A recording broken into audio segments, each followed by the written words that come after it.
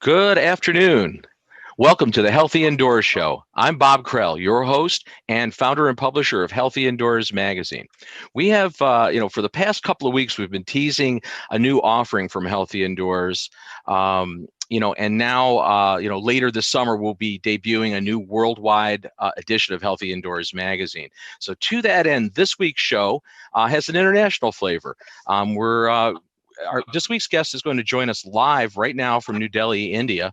It's Barun Aggarwal. He's the CEO of Breatheeasy Consultants PVT Limited. And Joe Medosh is actually coming in here. He's showing up out of nowhere. But Barun is a serial entrepreneur. In his current role, he founded Breatheeasy Consultants, the leading full-service indoor air quality solutions company in India. And he co-authored the book, How to Grow Fresh Air, published by Juggernaut Books. And to show this, by the way, this is a very good read, my friend. I found this very informative. Great book. Barun has also served on the Indoor Air Quality Assessment Working Group of the U.S. Green Building Council, and he is a founding member of the Indoor Air Quality Association's India chapter and current chapter director for India. He's also a member of ISHRAE, the India Society for Heating, Refrigeration, and I always get that wrong. Air conditioning engineers. Air conditioning engineers, yes, okay. And he's the founding member of the IEQ Committee of ISHRAE that developed the first international standard for indoor environmental quality that was published back in 2016. He's also the technical group chair for indoor air quality, TG, under ISHRAE. He is a climate reality leader trained by Vice President Al Gore, and he teaches a course on human wellness in the built environment at the School of Planning and Architecture in New Delhi as a visiting faculty. So welcome, Barun. Thank you for joining us. Thank you so much for having me, Bob. Super excited to be here, and a very good afternoon to everyone. Excellent.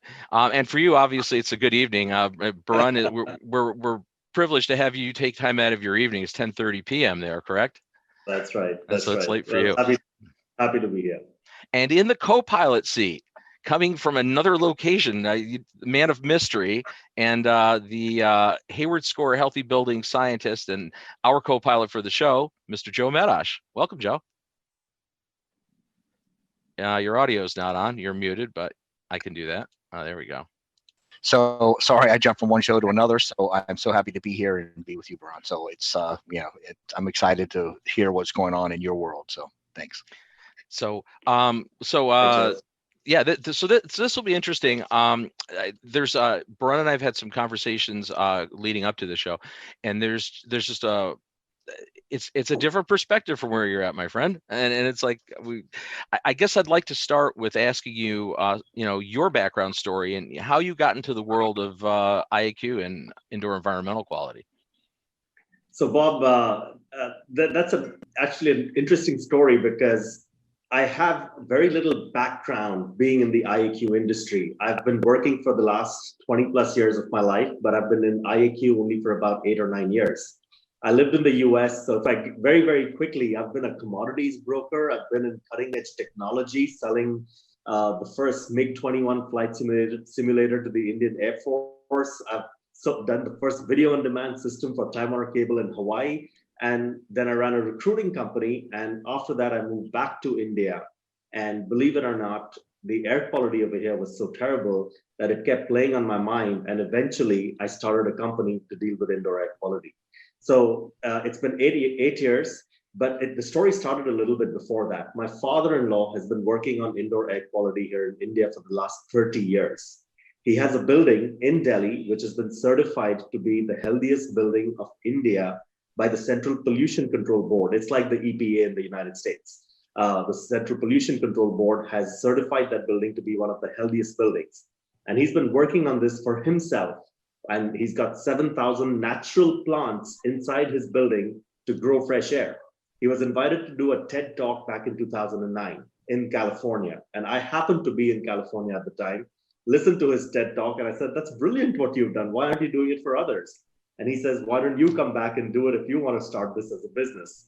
One thing led to another in my life. And in 2012, I decided that the air quality was terrible. I had moved back to India by the time. And I said, there's an opportunity to do something. And that's how I got into the air quality business. So I guess, the follow-up to that, Barun, would be you come from a marketing background. And a lot of people entering the indoor environmental industry come from, the more of the engineering background. And yeah, so how has that given you maybe a different perspective and, how you've approached this? You may not be, you're looking at it from a different perspective than many people who enter this industry, clearly. Absolutely. You're absolutely right. And actually, I think there was a huge advantage coming in from a marketing perspective, because up till then it was predominantly an engineer's field, right? Even now, a lot of people who enter the space are purely engineers. Mm-hmm. I came in and I said, how do I make this popular? How do I let people understand that what they're breathing is actually carcinogenic, is harmful, and create mass awareness about this issue? So that marketing background actually gave a huge advantage and an edge to create that awareness that was much needed in a country like India. And at some point, I'm sure we'll talk about it, because the numbers in terms of the problem set that we faced here in India with regards to the outdoor pollution and eventually the indoor pollution was so dramatic compared to anything that you see in the United States or the Western world, that it was so in my face, because I had lived in the US for 12 years. And for most other people, it wasn't so obvious. So when I took a dust track or a particle plus counter and I went to people's homes with those counters and I showed them, look, this is what it is, and this is what it should be, and with a machine, it can get there, they were shocked initially. And I mean, they would, I got crazy comments in the beginning. I got people saying that, oh my God, we've had to pay for water for a few years now because of this crazy guy, we're going to have to pay for air as well. So it was tough at first, but it was a huge, huge, huge paradigm shift in terms of the understanding that people had to go through. I mean, I think one of the things, a lot of our viewers obviously are, centered in North America. So I think they don't really have a true perspective on some of the challenges, indoor environmental challenges that you face there in India, just because usually the mindset of, reducing indoor pollution here, let's say in the United States, in most cases is to dilute with more outside air, right? Bring in more fresh air. But that's not necessarily, outside air is not necessarily fresh air in your case, right? That is correct. It's not. And, to put things in perspective, I was in Boston and I got an outdoor reading of 6 micrograms per cubic meter. I was in Atlanta and I got an outdoor reading of 7 micrograms per cubic meter. In most cities in the US, the reading is anywhere between that 2 micrograms and 10 micrograms per cubic meter. And the EPA's standard for human health and the WHO standard was 12 micrograms. And they're talking about bringing that threshold down to 9, because a difference from 12 to 9 actually makes a huge difference in the quality of life and number of life years. Now let's put that in perspective. The readings in Delhi in the winter months hit 400 micrograms per cubic meter. It's equivalent to smoking 10 to 20 cigarettes a day. Now, that's okay for smokers because that's what they want to do. But what about kids? What about people who don't want to smoke? You're forced to put in that amount of black carbon into your lungs and you don't have an option, and you don't even know about it because it's invisible. Most people in Delhi would think it's fog, and they would think it's a great time of the year to be outdoors and breathing that 300, 400 micrograms all day long. It was normal until that awareness came in. It needed a marketer to come out there and help people understand that there's a problem, not just an engineer. So I'm assuming there's Joe, take it. Yeah. So when I first reached out to you, it was right after the IEQA conference. And you asked, I said, hey, what's going on in your world? And this is the picture that you sent me driving down the road. And that was pretty shocking. And I was like, wow. So you talk about the fog, it's not a fog.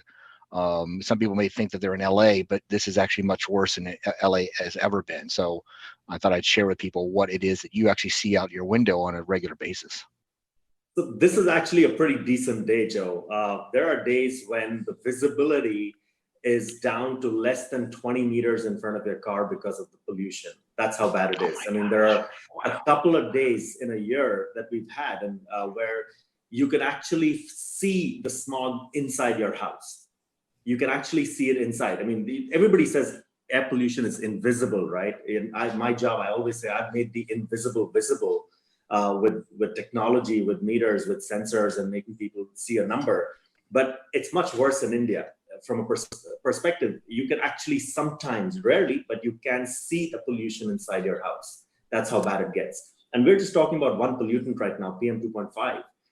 When you start looking at the numbers on other pollutants, I've measured hydrogen sulfide, nitrogen dioxide, sulfur dioxide, ozone, all of these parameters well above the safe standard, well above the safe standards prescribed by the WHO, by the Central Pollution Control Board, by any authority around the world. The numbers that we found here in India, and especially Delhi sometimes, are way above those, because there are 2 seasons for crop burning. What we do is, a lot of the crop after harvest, the stubble in the ground is very difficult to remove. And so they just burn that stubble. And India being a predominantly agricultural country, there's a large part of the country which is growing that produce, and the harvest season is typically fixed within that 1-week period in October, when it's serendipitous, because the timing of that harvest is coinciding with the weather pattern changing from the warmer weather to the cooler weather. So as it gets cold, they immediately harvest the crop, and that's when they burn the residue on the ground. And now it's gotten cold, and you have the temperature inversion. And because of the temperature inversion, it just, the smoke gets blanketed within a certain layer and stays down, and the entire Indo-Gangetic belt. I mean, it starts from the country of, I call it the air pollution shed of India, from not just over Delhi. It starts in Pakistan and it finishes in Bangladesh. It's right across the entire Indian, from east to west, or right across. And we're engulfed in a blanket of smoke, which has got a high level of SOx and NOx and other pollutants as well, not just PM 2.5. And that's happening after, so that's at its worst post-harvest. But you also have particulate issues just on an ongoing basis right throughout the course of the year. Oh, absolutely. In the summertime, in the monsoon time, when it's raining over here, the rainy season as it is in India, the readings are still at about 30 to 80 micrograms per cubic meter. And people say, oh, it's a great day. We've got little blue skies, because we see some little hint of a light blue rather than just a dull gray all the time. And so people think it's a great day outside, when, normally anything above 35 is not considered safe at all.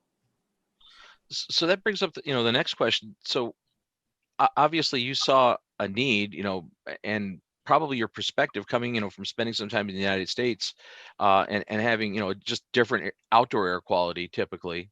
Even in some of our urban areas, the outdoor air quality, while we perceive it to be bad, is not even a fraction of what you're just, what you're describing here. So the thought being is that you can't really fix the outdoor situation. So the idea is to make a safe haven indoors for people. That's kind of the. Absolutely. I mean, there's a lot of companies who are trying to put technology to fix the outdoor air with air purifiers for outdoors, and the government is buying them, but you can't fix the outdoor problem with air purifiers. You got to fix it at source. So we do a lot of advocacy on the outdoor air pollution side. So I'm a founder of another not-for-profit called Care for Air, which works on awareness, advocacy, and change on outdoor air pollution. But the business focuses on indoor air, because you can actually control that. You can't just fix outdoor air with Band-Aid, with small Band-Aids. So you describe yourself as the largest total source provider for IEQ indoor environmental quality stuff in India. So what are some of the things that Breatheeasy does? So we have 3 distinct verticals. One is a testing and consulting vertical. So we have top of the line Class A equipment, all for VOCs, for particulates, for SOx, all the gases. We do all the testing, so we can go in and do testing for large, small facilities. We've had scientists call us to their homes to do testing of a lot of parameters a lot of times. And of course, we do larger facilities. We've done facilities for some of the big Indian software companies, to Amazon's warehouses in India. We've done testing for them. The second vertical is a central solutions or projects division, where we take on large projects for large facilities. So we've done all the international schools in India. So the American school in Delhi and Mumbai. We've done the German school in Delhi and Mumbai. We're doing the British school in Delhi. Now we're doing the American school in Dhaka. So we're getting outside of India as well with projects. So a lot of the schools, we're doing a lot of malls, the larger malls, which are saying that we can do something about air quality, and they're interested to, attract the right kind of clientele by marketing that service, saying that we have clean air, come in when it's really bad outside. So a lot of large facilities. So that's a projects business. And the third part of that, the third division is the portable solutions business, where we are the exclusive partners of a Swiss brand, which you're very familiar with, called IEQ Air. So we distribute IEQ Air products, the entire range, their commercial products, as well as their portable home products across India. So we do it for homes, for offices, for smaller offices which don't have central air conditioning. We'll use the IEQ Air product line and get that to as many people as possible. So a lot of embassies, a lot of expats. Initially, the business 8 years ago was restricted to expats because they could feel the difference of the air quality when they would come into India, and they'd say, we need to do something about this. And slowly it started coming down to HNIs and other individuals, and slowly that market has shifted. But that's our market range is across these three divisions for a large part of India. And you're based in Delhi, but you also have a Mumbai office. Am I correct on that? That's right. We have an office in Mumbai. We have an office in Gurgaon, which is close to Delhi, and we have one more office in Chandigarh, which is a couple of hours away from Delhi. So you cover the entire country fairly well? So we have, so now we've got distributors in other critical markets in the country. And we've got projects that we've done in Calcutta, we've done projects in Mumbai, we've done projects in Bangalore. Our portable solution, the IEQ Air, has shipped pretty much, I would say, to more than 50 cities in the country, at least, if not more. There are even small towns with, the smallest town in India probably has 500,000 people. So even to those small towns, we've got air purifiers shipping all over the place. So yeah, we have a pretty strong reach across the country with our online marketing, with our word of mouth, with our social media presence. And a lot of this is word of mouth, right? When somebody likes a product, they've seen it, and if they've bought an air purifier, irrespective of which one you bought, if you bought one, you'll probably tell 5 friends that, oh, I've got this and it's the best. So being early players in the space, being the first mover in indoor air quality, we've had a huge advantage, where our products and our solutions, people have said, just go to Breatheeasy, go to Barun, and he knows what he's talking about. And at the end of the day, being a marketer doesn't mean you can just say whatever you want. It has to be logical. It has to be grounded in science. And so I spent about 6 months before I started Breatheeasy in just studying. I went through more than what I would perhaps have studied in an engineering course, in understanding the science of air quality, understanding the science of air conditioning, before I even started the projects business and started on air quality. And you started the company in what year? January 1, 2013. Okay. Yeah. So you've been at it for a while. Yeah. So I told you about the TED Talk, and that's when I got really interested. But that TED Talk was in 2009, and I wasn't interested in moving back to India at the time. What happened after that was I moved back to India in 2010, October 2010. I was running another recruiting company in the US and in India. So I was traveling back and forth every 30 days. And I got tired of that after doing that for 5 years. And in 2012, I took sabbatical for a year. And during that sabbatical, I was up in the mountains of the Himalayas. And I was just up in the mountains for about 4 months in the year, just doing nothing, meditating, relaxing, just detoxing and de-stressing from the last 5 years of traveling between India and the US every 30 days.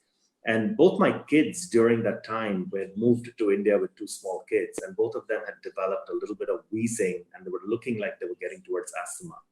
And that's when, up in the mountains, I experienced one night when it rained really hard. In the morning, I saw clear blue skies, just like what I used to see back in the US. And that's when that TED Talk hit me back again. And I said, you know what? Air quality in Delhi is terrible. I think there's an opportunity. I'm going to go back to Delhi and start something. And that's how the story really started with Breatheeasy. I came back, and this was 3 months before January 1. And I said, I want to do something on air quality to my father-in-law who had that building. And he said, sure, you have access to the best building. We have all the equipment, you have all the technology, all the books that you could ever think about. Have at it. And I just immersed myself in the books, in the technology, in learning and understanding every single bit that I could about indoor air quality. And 3 months later, I was confident enough to say I'm going to start a business. And the first 8 months, believe it or not, I had a sum total revenue of $0. Oh, I could believe that. We're all entrepreneurs here. 8 months and zero revenue. And it was like you would say things like, he's crazy, he's lost it during his sabbatical, he doesn't want to work. He's trying to sell us air, which is, he's telling us it's pollution, I can't see it. So 8 months of really people questioning me. And today, I think it's the right place, right time. It's the last few years have been a brilliant journey and a ride, which I don't think I'll ever forget. I've been doing multiple things in my life, and I was called an eclectic entrepreneur, where I wanted to keep shifting and doing something different because I got bored of it. But air quality has been one business for the last 8 years where I say, I know I'm making a difference in people's health and well-being.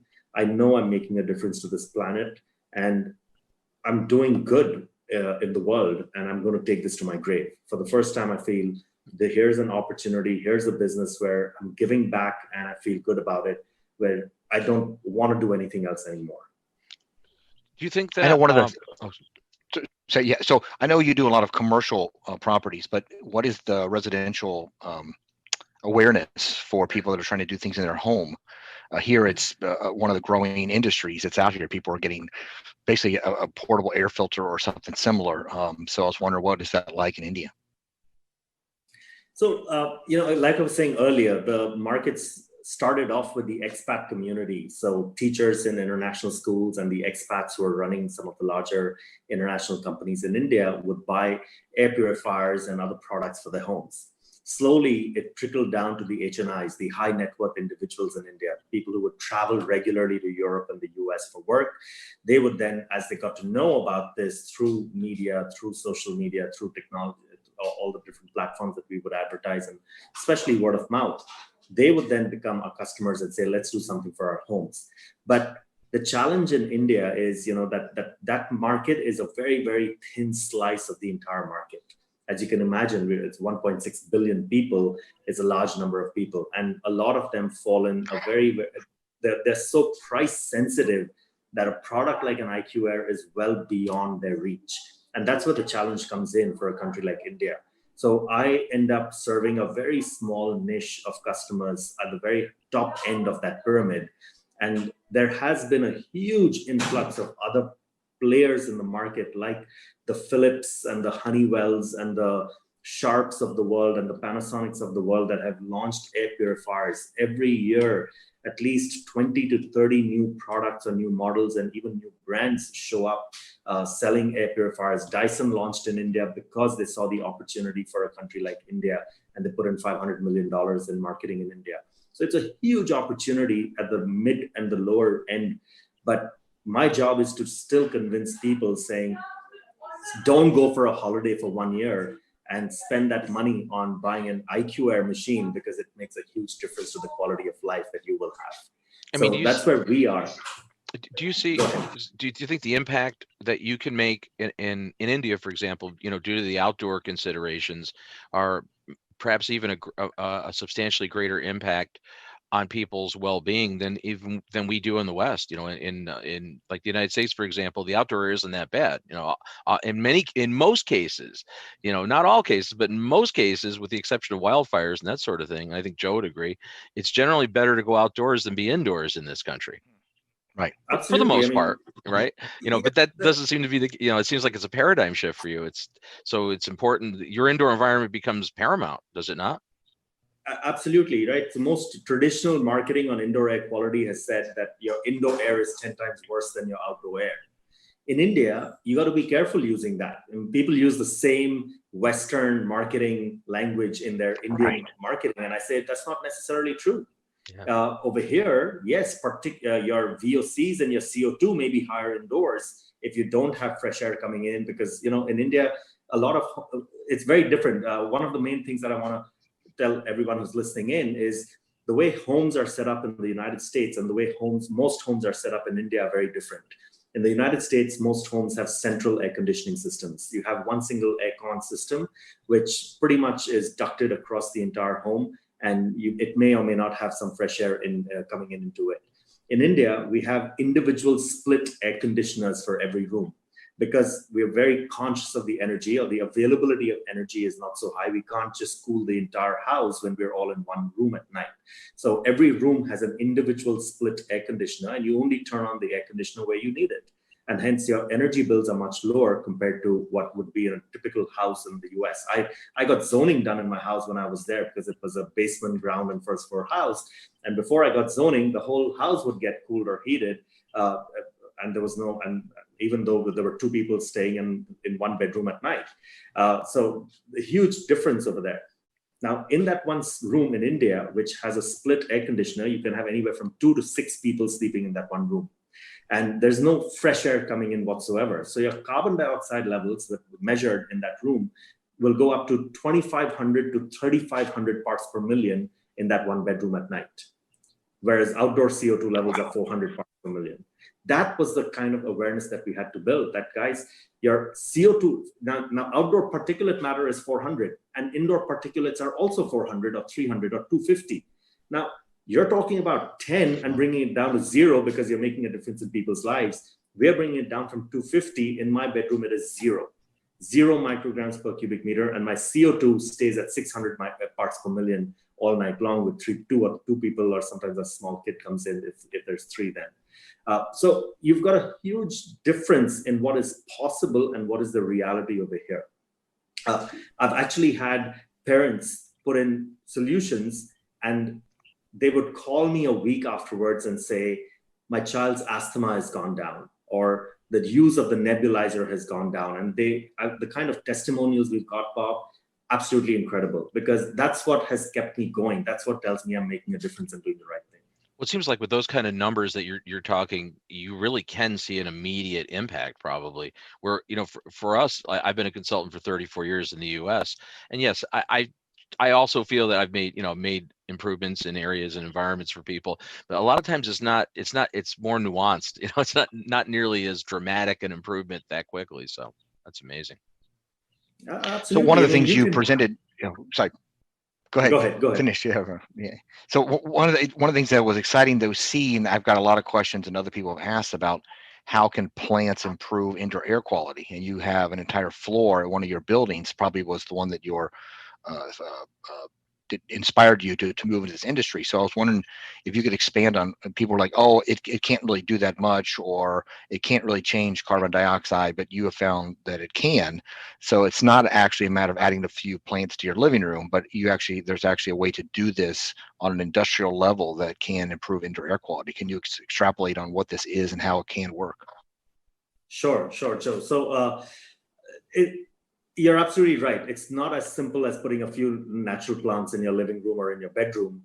By putting even 2 or 3 or 4 or even 10 plants is not going to get you to the levels of CO2 indoors that you want. Because I did an experiment early on saying, let's see, because before I figured out how to get mine down to 600 parts per million on CO2 in a bedroom which does not have any fresh air, I bought in 14 plants inside my bedroom, and it's not a very big bedroom. It's a pretty small bedroom. So there was no space to walk other than the bed. There were 14 plants.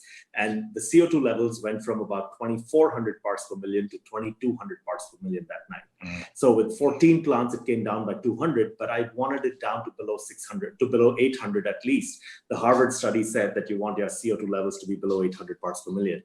So I struggled for that for about 4 years. But in our building, what we've done is we've got an entire floor, the rooftop of the building, converted into a greenhouse. And there's 7,000 plants in that greenhouse. And they're put into a special planter, which actually pulls air through the root zone of the plant and pushes it out.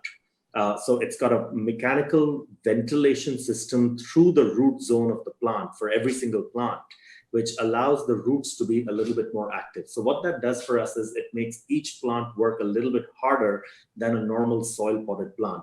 Essentially, one plant gives us the equivalent of 3 to 5 plants. So having 7,000 plants is equivalent to having 20 to 30,000 plants on the rooftop of that building. Now, what happens is the outdoor air that comes into the building gets first filtered through multiple layers of filtration in the building, and then comes directly into the greenhouse. Now, the outdoor CO2 levels in that area is about 430 parts per million on average. When it comes into the greenhouse, the plants gobble up the carbon dioxide and they produce oxygen. And the CO2 levels in our greenhouse are 30 to 50 parts per million less than the ambient CO2 levels in that area.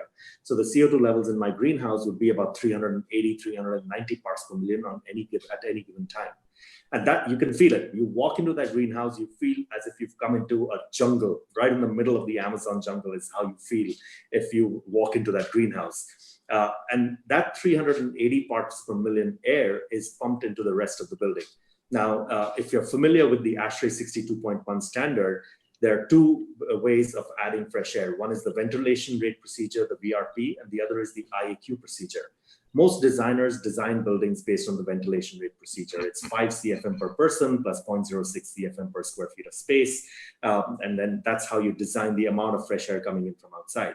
In India, it's not fresh. It costs me money to clean that air when I bring it from outside, and it's pretty hot out here. So it costs me a lot of money to cool that air down as well. So we said, if I can grow my fresh air with plants and reduce the amount of air I need to bring in from outside, I can save a huge amount of money on my energy bills. And that's what we did. And that was an experiment 30 years ago. And for 30 years, it's been running now very successfully. And so by putting the plants, we were able to reduce from the ventilation rate procedure, the amount of fresh air that was needed in that building. We were able to bring it down by 80%. The amount of fresh air was reduced by 80% because I could actually maintain all the IAQ parameters. I was monitoring my PM2.5, monitoring my CO2, monitoring my VOCs, doing occupant surveys and ensuring that they were happy and comfortable with the air quality. All of the parameters as per the standard matched. And hence, I was able to reduce my outdoor air and we created that the logo saying, we grow fresh air. So we grew fresh air inside the building. We reduced what needed to come in from outside. We saved on cooling costs. We saved on filtration costs, and we gave everybody healthy, clean air. Certified not only by the Central Pollution Control Board, but we had a team from Lawrence Berkeley National Labs. Dr. Joshua Apte and his father, Professor Apte, came in from Lawrence Berkeley Labs at the time to measure the VOCs and the air quality in the building. And in their report, they actually wrote that it's one of the better buildings they've tested anywhere in the world. So we were pretty happy with that result. And this is the LEED Platinum building, right? That's right. It's the first retrofit LEED Platinum building of India. Interesting. That's I mean, the energy savings have to, aside from the indoor air quality, the energy savings have to be attractive because there's an immediate payback when you do that. You said you reduced your cooling costs substantially. So that's, from the standpoint of somebody that's actually speculating in building buildings, if you can have a major energy savings right out of the blocks, that's probably an easier sell with that technology, is it not? Oh, absolutely. Because you got to think about it. Air conditioning is more than 50% of the energy cost of a building. And if I can make a substantial savings on the air conditioning cost of my building because of fresh air inside, then, or because I'm growing my own fresh air inside, then automatically I'm saving a huge amount of money. In fact, there's a company in the United States called Enverid Technologies. They're based out of Boston. And Enverid has created a product which actually pulls carbon dioxide from inside air and thereby reduces the outside air intake. They have all CO2 scrubbers. The same technology, we use natural plants and we have a much larger whole floor dedicated to that. They have a small compact device which works beautifully, and it's a CO2 scrubber. Same principle, but a mechanical solution which has huge energy savings ramifications in large buildings, and it does the same job. So product has been developed to take what we did with natural plants with a simpler, with us, natural plants need to be taken care of. There's a lot of TLC that they need. With a technology like what Enverid has, once you've set it up, you've tweaked it, you've engineered it, you forget about it. You just change the cartridges when you need to. We've done a couple of the Enverid systems here in India also for people who said, no, the plants are too difficult or too hard to maintain, give us something simpler. We've done the Enverid systems in India as well. So now you also, in conjunction with your natural carbon dioxide scrubbing with the plant base, you're dealing with particulate too. So there's filtration, and obviously you have to have monitoring technologies, right, to be able to validate what's happening in the building, correct? So how is it, you know, in a summation, how do you give us an overview on how you achieve that? So first of all, the plants don't necessarily help in reducing the particulate matter. The plants primarily help in reducing carbon dioxide, and they also do a phenomenal job at reducing volatile organic compounds. I'll give you a really quick example. On my rooftop, we put artificial grass to make it look green.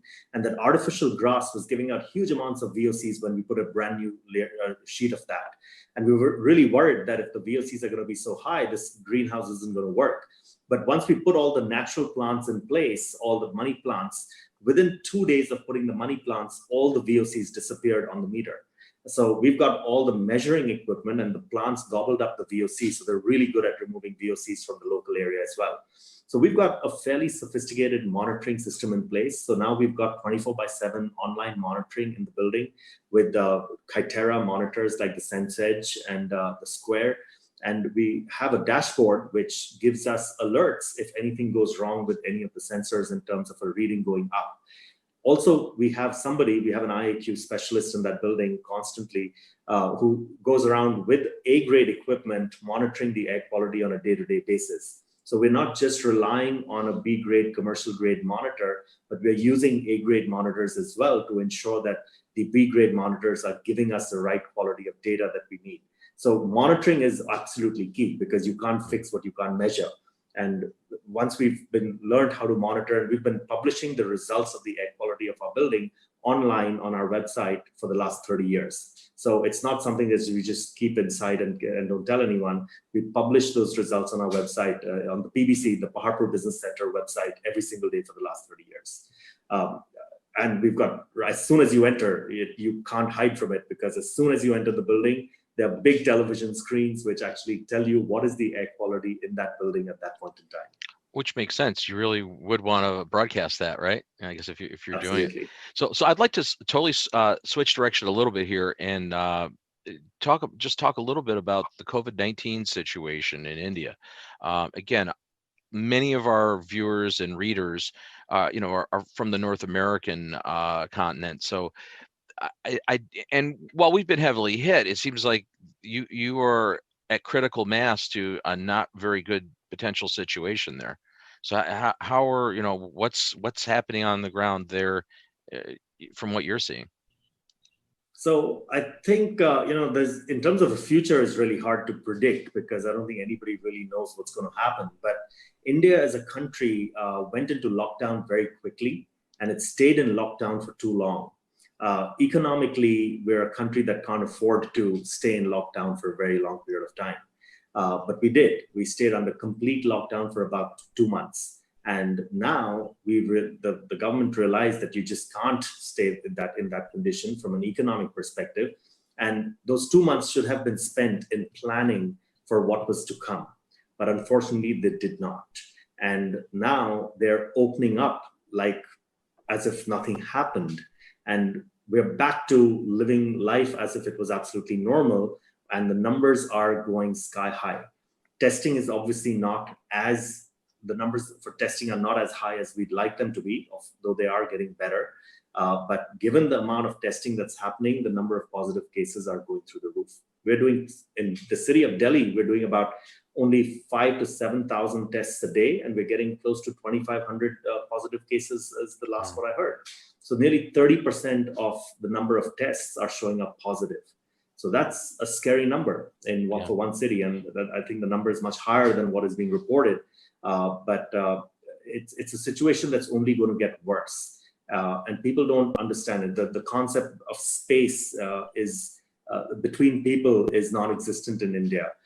People are used to being very close to each other. The concept of hygiene is very poor in a country like India. So those issues, if they're, I say we're not a mature country when it comes to hygiene and practices such as that. And so when you open up a country without having proper protocol in place, you are going to go through a really difficult time. We're going to hit a peak at some point in the future, and our medical system is not equipped to handle that whatsoever, we're going to have a crisis on our hands. It's already there. Every day in the papers you hear about people not being able to get hospital beds and even passing away because of these problems. So the problem is going to get much worse in the months to come.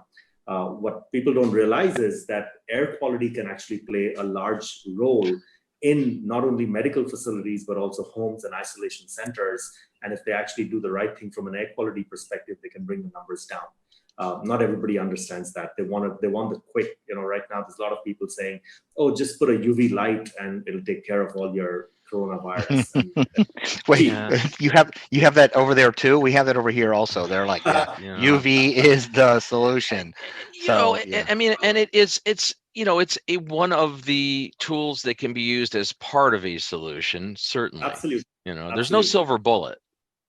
I agree. But it is very effective when used correctly, and usually it's used in a hospital setting that is UVC, not something as a residential application. So let's make sure we do our homework. We're not here to bash UV anything. No, I mean UV technology is very effective against microbes. I mean, when installed correctly.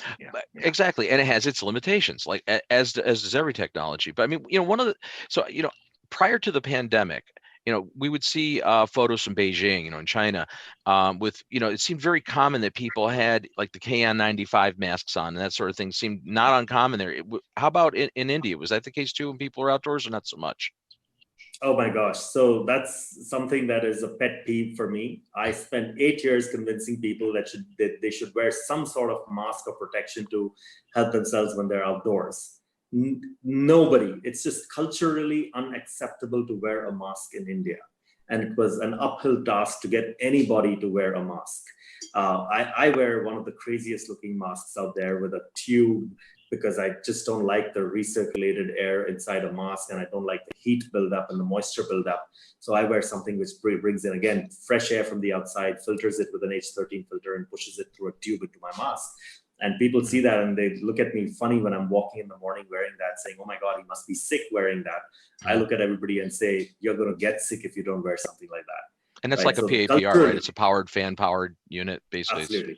Absolutely. Yeah, but it's, in fact, when I reached out to you, Barun, I'm like, what are you using? And you sent me that. That day I bought 5 for my family and sent a bunch of friends there because it was very economical, positive airflow. So it was something simple that I felt that it also just was easier on my lungs when I wore something like that. When I fly, I have that with me all the time. Absolutely. Absolutely. I wouldn't fly again without that at all.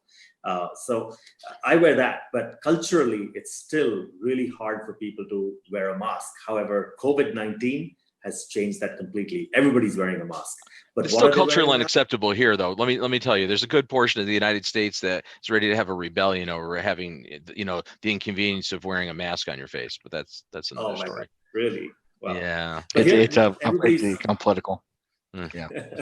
Everybody's making cotton masks at home and wearing those, which is fine. At least you're not spreading your particles onto others. Yes, which is the critical part, and that's okay. I think WHO has also come up with a guideline that says that that's acceptable. But again, it's the mindset which I think has changed, and hopefully it stays, and people understand that it's an issue even during the winter months once COVID is gone, that wearing a mask is still useful for them. So I want to bring this topic back to industry, and that is that I'm sure you've been getting a lot of calls saying, how can I make my building healthier, safer from the COVID-19 exposure? So let's hear what you have to share with us about how a company, not a residential, but a company can do that, because buildings have much more financial abilities and have different airflows. They have opportunities to do this. So not always the case for my house. So what do you got for us? So believe it or not, in the last few weeks, we've got a couple of large organizations, German organizations, Indian organizations that have reached out saying, we would like you to do some consulting for us and help us fix our buildings before we get our people back to work. So I was part of a committee of ISHRAE, the Indian Society of Heating, Refrigeration, and Air Conditioning Engineers, like the ASHRAE of the US. This is the Indian version of ASHRAE. It works under the US ASHRAE. And ISHRAE has a committee which came up with a guidelines document for COVID-19 related to HVAC systems. And I was lucky to be part of that committee. a group of 8 of us, really smart folks, the rest of them, which put together a really smart document, and they asked me to put in a small part in that document, which was on filtration. And essentially that whole document, I tell people it's 5 critical pillars related to the COVID-19 guidelines that we have. And the 5 pillars, and again, like you said earlier, Bob, there's no silver bullet, right? If you do everything right, there's still no 100% guarantee that your building will be 100% free from COVID-19. But if you do all 5, you probably reduce the chances by a lot. So the 5 pillars that I talk about are A, ventilation, so fresh air, increase as much fresh air as you can at a time like this. B is draft, so the speed of air coming in, the direct draft that comes in, and the return air, so how hard the air is blowing within that space, because a draft can move the particles to longer distances. You've got temperature, you've got humidity, and you've got filtration. So you've got to have, and filtration, the key that we've got in there is certified H13 filters, because the word HEPA is used very loosely in the industry, right? I don't know how it is in the States, because I never was part of this industry in the United States, but in India, HEPA is used very, very loosely, and people will go as far as even saying that, oh yeah, we are H13 or H14 equivalent with some weird standard that they've done from some other country, which has no resemblance to what a true HEPA filter looks like. So we very specifically gave the international standards of EN 1822 or ISO or IS, the specific standards. And we said if it's H13 or equivalent, then we know that it will give you a minimum efficiency of 99.95% for particles down to 0.003 microns in size. And we know that the coronavirus is 0.06 to 0.13 microns in size on average. So you're sure that you'll pretty much get the coronavirus particles in the filter for anything that is in that particular bit of air that goes through the filter. So the number of air changes, the right filtration, the right amount of dilution, because the fresh air, the dilution is the solution to pollution, is what we've been using a lot. So if you can do the dilution, you can do the filtration, you've got the right temperature, you've got the right humidity, and you reduce the draft, so reduce the fan speed on your air conditioning system. These are the 5 pillars. You've done these 5, there's a very good chance that you can actually reduce the risk of spreading COVID-19 within your facility. So this global pandemic, is to some extent, right, with the lockdowns, and again, your country's for the most part out of lockdown, I'm assuming, right, at that point. Much of the United States is out of lockdown. Many countries are coming out of lockdown, or varying degrees. But it's definitely, has it not been a watershed moment for the value of the indoor air quality, in your indoor environment, when people are spending more time indoors than maybe the typical amount of time? And a second part of that is, how do we capitalize on this global moment? The fact that maybe people are more aware about their indoor environments. This pandemic maybe has brought that front and center. And what do you think are some ways that we can help capitalize on promoting those healthy indoor spaces? Oh, I think you're absolutely right. This is a great opportunity to help people understand that, air quality is not just COVID-19, but everything else today and in the future can have a huge impact on lives. There's enough articles that talk about how PM 2.5 affects people, not only a human being, but even the fetus in the mother's womb gets impacted with PM 2.5. But COVID-19 has brought all those issues front and center. People are in their homes, they're worried. Right now they're worried to put on their air conditioner, because they read some article that an air conditioner in a Chinese restaurant made 3 other people sitting next door to get coronavirus. So people are scared of turning it on. People are scared, don't know what temperature to put it on. So the air quality community, I think, has a great opportunity to lead this effort and come out in the front and say, we know the science, we know what it takes, because COVID-19 can travel on particulate matter. So bringing down the particulate matter with the right filtration will reduce the ability for COVID-19, because it's not an airborne virus by itself otherwise.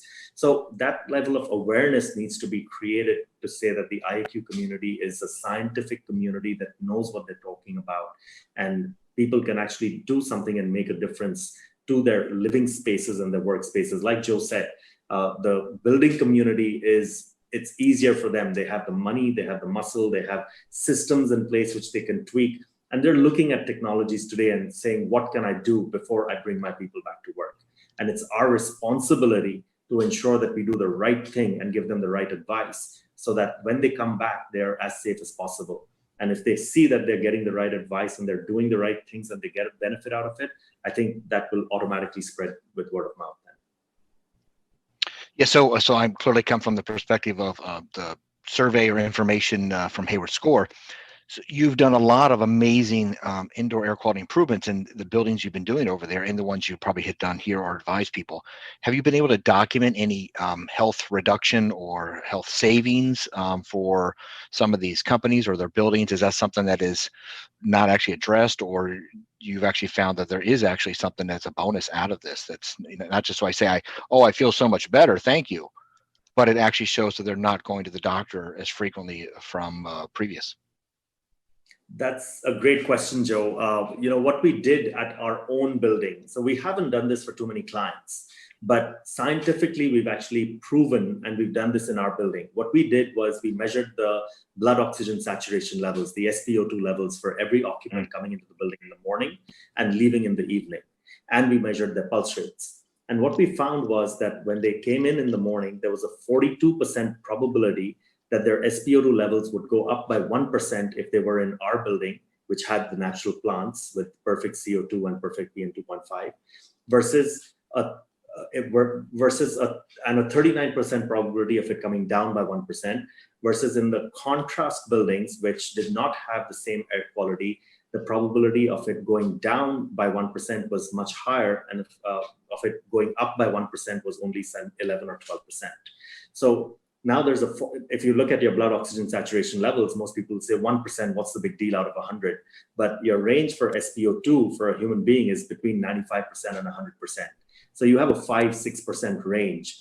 Within that 6% range, if your SpO2 levels can go up by 1% from morning to evening, and most people get tired and typically comes down, there's a 2% swing. That's a huge swing because of the air quality. And we've directly attributed that because all other buildings that we took had most other parameters similar. It was just the air quality difference which ensured that your SpO2 levels would go up by 1 or 2%. Now, you can Google the impact of SpO2 levels on human brain productivity and brain function. And there's clear studies, even Harvard has done studies Right. which says that with lower CO2 levels, your brain productivity and your functions go up. So clearly, we've been able to demonstrate that the SpO2 levels going up medically has made people healthier and better. And pulse rates for us in our buildings also came down by about 4 to 5 beats per minute over a long period of time on an average. So there are clearly health benefits, and that's what I talk about and I teach during my wellness course at the School of Planning and Architecture, is about human wellness. I propagate this. I say if Bhutan as a country can talk about gross national happiness, why can't we have an indicator for every building as to how happy and how productive people are in every building? And if people are happy and productive, then they'll always be healthy and well. And so that's what our goal has been, to create well buildings across the country over here. And that's hard to Well, measure. if you want to know how, if you want to know how measure. important that oxygen is, ask Lance Armstrong. That's what he was focused on, was how much oxygen did he have in his blood. So that's what he was doing, his transfusion to get more oxygen in his blood. That's what boosts his production. So that it is something that isn't just brain function, it's an entire healthier outcome when you have more oxygen in your blood. Sorry. And maybe some of his other chemical enhancements, but that's another story. But certainly the the study you referred to, the Harvard study, that was in collaboration with Syracuse University, and actually was conducted here in Syracuse at the Center of Excellence. They have a very high-tech research lab. It's also a LEED Platinum building.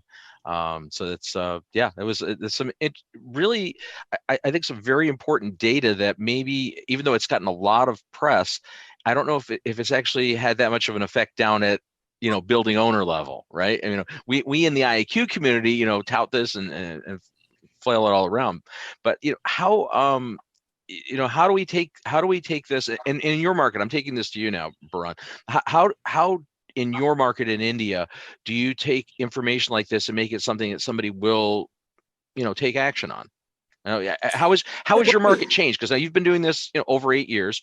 How is your market changed from the time you started, and have you seen some change in what your customer profile looks like, and just how you appeal to them? You're a marketing guy, obviously. This got to be. I don't want you to give away your trade secrets, but in general. No trade secrets. I think one of the things that has worked really beautifully is right at the reception of large buildings, of offices, we put up some really interesting signage. We put up television monitors, which tells you what is the comparison of outdoor air versus indoor air inside my office. And the contrast is so stark here, right? But I was telling you, when you see that the outside is 400 and it's deemed to be hazardous by the US standards, and indoor is, so it's purple, hazardous is purple, on that color chart, and indoor it's green, it's good. And the availability of sensors has become super easy. You can get a sensor here for $100 to measure PM 2.5, and so people get that and they see, oh my God, in my house it's purple, it's 300, it's hazardous. What do I need to do in order to fix it for my space? So when they see a beautiful screen which says this office has clean air, the next call comes to us saying, I just saw the screen at my friend's office or at my vendor's office or at my client's office. How do I get this in my office? That has been our biggest marketing tool, a good looking screen with good graphics. And we keep changing that screen every 5 or 6 seconds with more information. So somebody sitting at the reception, if they spent a minute, their eyes are glued to that screen. And that's what they're looking. And that's when they come back with ideas and say, how do I do this for my facility? That's been our biggest marketing tool, other than, of course, the word of mouth of that owner telling everybody, saying, I've done this for my office, why don't you do it? I think it's a great idea. Now that seems like a dramatic way to illustrate that in real time. And when somebody sitting there is going to take notice of it. So great. And that contrast helps you, right? I think that outdoor air, the problem statement helps you because the contrast is so stark, right, that it can't be missed. You have a seriously dramatic difference indoors to outdoors at a starting point already, or generally speaking. So we've talked about ISHRAE a little bit in the discussion today, and it being, is that the preeminent active organization for indoor environmental quality? Would you say in your country, or at this point? Yeah, I would say in India, I would say ISHRAE is perhaps the largest community of engineers working on indoor environmental quality. Up till now, it was mostly predominant on air conditioning. However, in the last couple of years, in 2017-18, a new standard was created by ISHRAE called the IEQ standard. So indoor environmental quality was the first standard was created. I was again lucky to be part of the team that created that standard. The second version of that standard was published, I think, late last year in 2019. So we are in version 2 of that standard. And so air conditioning was the primary focus. And slowly they're realizing that the air conditioning market has fragmented tremendously. The margins are really low and they're looking for other opportunities. And the awareness on IEQ is growing, right? It's not just indoor air quality, but it's also now the sound levels. It's also thermal comfort. It's also the lighting levels with circadian lighting and all of those other things. So we're talking about the entire spectrum of that WELL standard, and the IEQ standard covers a whole bunch of those things. So people are looking at that, and ISHRAE has been at the forefront of doing a lot of that. So I was talking, one of the things that last year, ISHRAE, just like AHR in the US is the biggest trade show for industry, in India we have the ACREX, which is the Air Conditioning and Refrigeration Expo. And the ACREX is one of the largest shows in the Asian region for HVAC industry.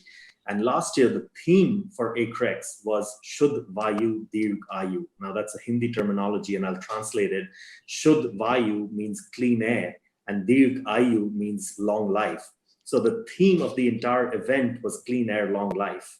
So there's a huge thrust and a focus and attention going into air quality and clean air. And again, they gave me the responsibility to create a live demonstration of clean air. So we set up 5 rooms showing different technologies with air quality monitoring in each of the 5 rooms and showing how different technologies would change the results of air quality for PM levels, for TVOCs, and for carbon dioxide, depending on what technology you would use or not use.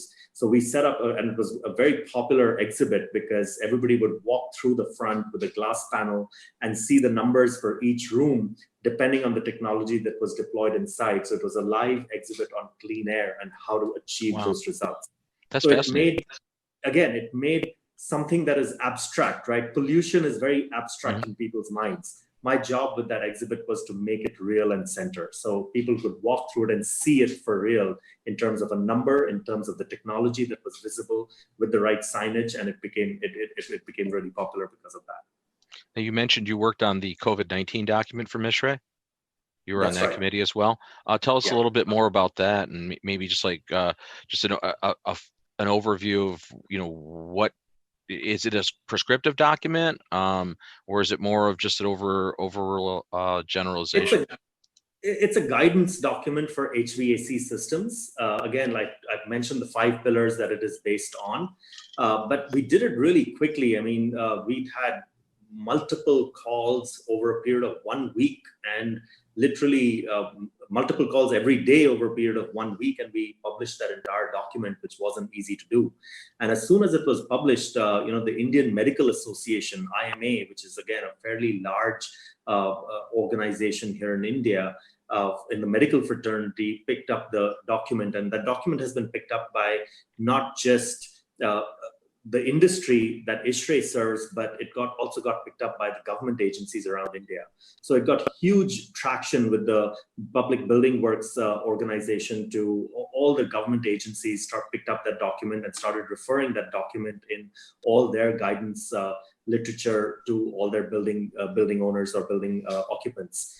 And so the IMA called us very shortly after we published that document, the Indian Medical Association, and said, we would like to write a document which is targeted specifically for healthcare organizations. So for hospitals, for operation theaters, for OPD facilities, for dental offices, we want to target a document which is specifically for the healthcare facilities. So again, we went back to the drawing board and we created another document, which we then submitted to IMA. And only earlier this week, it was published under the auspices of IMA and ISHRAE, which again is targeted towards the healthcare community, which I think is one of the most critical things at a time like this, and where we are right now, where healthcare workers are front and center of the problem and they're most at risk. I've been to a hospital during the last few weeks. I've been to a couple of hospitals, and I go in with my shield and my mask and my easy flow pressurized mask. I do all of that to protect myself. But I go into these hospitals and I see some of the conditions in these hospitals, and they're terrible. They're not designed right. They're really old hospitals. They don't even have fresh air systems built into their air conditioning systems. So they're running on 100% recirculation air, which is a nightmare. I mean, that's how so many of the healthcare workers are falling sick in India and getting COVID-19 themselves. So we're trying to give them the right advice to do the right things and not just put a UV on the ceiling in the OPD. That's just not going to cut it. They need to do more. They got to follow the guideline document a little bit better. And I think they're starting to realize that, yes, there is some benefit in it. There's, the right people have put together a document. Let's try and do as much. So more and more people are starting to call us, especially the committee who's created that. I got calls from people across the country saying, is that you? Is that the Barun Aggarwal I saw in the document? Is that you? I said, yeah, it was me. So, a lot of people who know me and they know that I'm not an engineer, they wonder, how the hell did I get my name on a document like that? But then they don't realize that I spent 6 months studying the topic more than I would have studying in engineering school or engineering college. So we're able to put in some good information in there, some practical advice in there, that if you have a split air conditioner, what should you do? If you have a central HVAC system, what can you do? What are the benefits of putting a UV? How should you put the UV light? What should you use ionizers? That's another thing that is being really hot right now from a marketing perspective. People saying just put a negative ionizer or an ozonizer and it'll fix your problem and completely take it away. People are selling UV towers, which are robotic UV towers. You put it in a dental room and turn it on after you leave the room, and it will go off after a few hours, or and they say it'll clear everything up, but it won't. In the shadows, it's not going. Right. It'll clear what it hits. It'll clear what it hits. That's what, again, everything, people have to realize limitations of all technologies. There's just, it's a part of, it's a tool that could help, it could be beneficial, but it's not going to be a single source. There's not a single fix for any of this. Unfortunately, we haven't really engineered our indoor environments worldwide as such, and I think this pandemic's exposing a lot of our weak undersides of everything. So it's that time of the hour where I'm the one who says, okay, why don't you give us so I'm going to ask you your final question and your summary. Instead of just saying what's going on in India or the US, why don't you just give us one thing you think of it as a global challenge, because I'm sure they're having similar issues in China or, in South America. What's your one global comment as to what we should be doing to make our indoor breathing air better? I tell people that if I can fix the air quality in my room in the world's most polluted city and get it to Swiss quality air, and even better, I would say my PM 2.5 is 0. My VOCs are 0. My CO2 is perfect. Anybody can do it. It's possible. It's doable. And the way to do it is very simple. Just a little pressurization with the right filtration. That's it. If you can get a little bit fresh air from outside, filter it at source, and bring in a little bit positive pressure because of that, and the right kind of filters, you can get perfect air quality anywhere in the world. It's possible. If I can do it, anybody can do it. As simple as that. That was brilliant, and I would describe that as an amazing recipe. Like, it just takes 2 or 3 ingredients, and to make the most amazing meal. You described the most amazing building on the simplest terms that is achievable by any architect or any designer. So well done. Thank you. So, obviously, we only just brushed the surface on the discussions that we can and will be having moving forward. There's, as an additional tease to what's coming up in the next several weeks with Healthy Indoors, Barun is definitely involved with some of the initiative that we're doing in India as part of our worldwide outreach for the new online publication.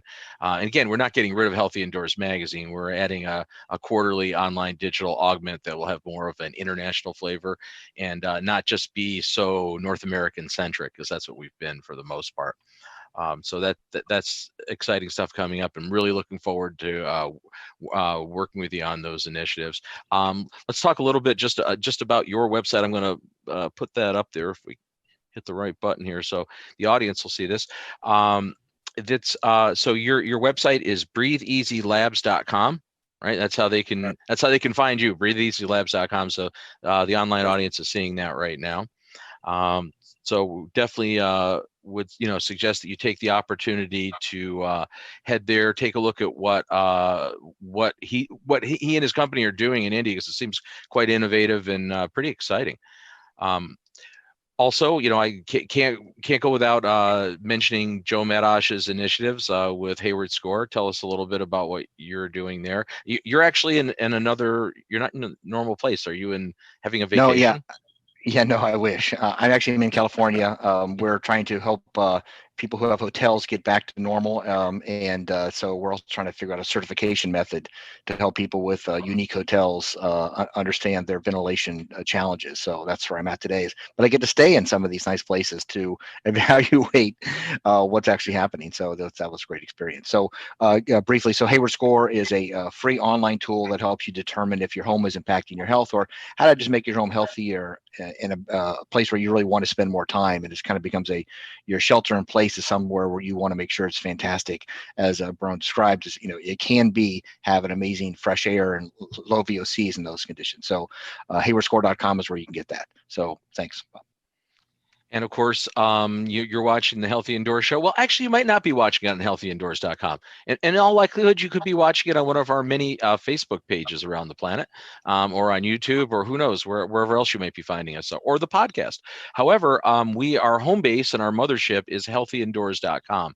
And that is the central location repository for all of our content. all the back issues of our flagship Healthy Indoors magazine, which is, again, not just North American, because it's available free worldwide, and it's a digital monthly publication.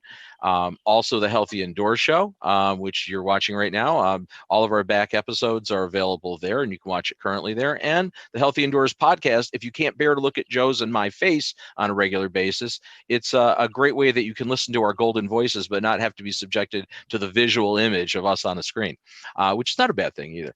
So it's a great opportunity. It's on the go. It's the show on the go. You can take us with you. In fact, you could have your phone with your earbuds and your respirator, and fly worldwide with it. On that point, I guess it's time, again, to bid adieu. Barun, I really appreciate the fact that you took the time, to be here. It's like heading towards midnight right now in Delhi. So that's wow. Thank you for doing that. For us, it's just the afternoon. For Joe, it's morning. I don't, and you look very relaxed, Joe. So whatever, it seems like your job suits you well. So with that, I'm going to sign off for the day and for this week. Now we have an interesting show coming up next week, and I really have to mention that. So bear with me here for a second. I want to make sure we bring this up. Okay. So next, Barun, thanks for everything you're doing. Thank you. Yes. Yeah. Thank you so very much. And we're really. Sorry, thank you for having me on the show. Really appreciate it. We really, I thought you brought a wealth of knowledge and just an energetic attitude that's just fantastic. And again, looking forward to hearing a lot more from you moving forward. You also have a YouTube video show that you do. How often do you do that? Is that Yeah, that's actually one episode. It's short 3 to 5 minute videos that come out every couple of weeks. It's on air with Barun. So it's on YouTube, and I'll send you a few links of those, and you can share them around. Perfect. We'll actually include that in the show notes up on our site and on the podcast for that. And we're also planning on that. That'll be one of the items that we'll be featuring on the new digital edition on Healthy Indoors Global, again, which will debut in several weeks. So that's, I'm going to keep teasing that as we get closer and closer. It's very exciting. But for another tease, let's go for a tease for next week's show, because on the 25th, we have a really interesting show. We're going to be discussing sustainability, racial justice, and healthy environments with Suzanne Shelton, President and CEO of the Shelton Group, a sustainability marketing and branding company in Knoxville, Tennessee, and Dr. Lilia Ebran. She's the President and CEO of Peer Consultants, which is a 41-year-old environmental engineering consulting firm in Washington, D.C. This is going to be a real good show next week. So not to say this one wasn't. This show was a great show. This is our first international show. But we will be back next Thursday, 1 p.m. to 2 p.m. Eastern Daylight Time, U.S. time, and also available on healthyindoors.com. The recordings will be there shortly today, and the podcast will be up available later today or for tomorrow for you, Barun. Yeah, it'll be available. So with that, thank you so very much for joining us this week, and we look forward to seeing you on future episodes of the Healthy Indoors Show. So for Healthy Indoors Magazine and the Healthy Indoors Show, I'm Bob Krell, and stay safe, stay healthy, and by all means, be conscious of your indoor environments. We'll see you soon.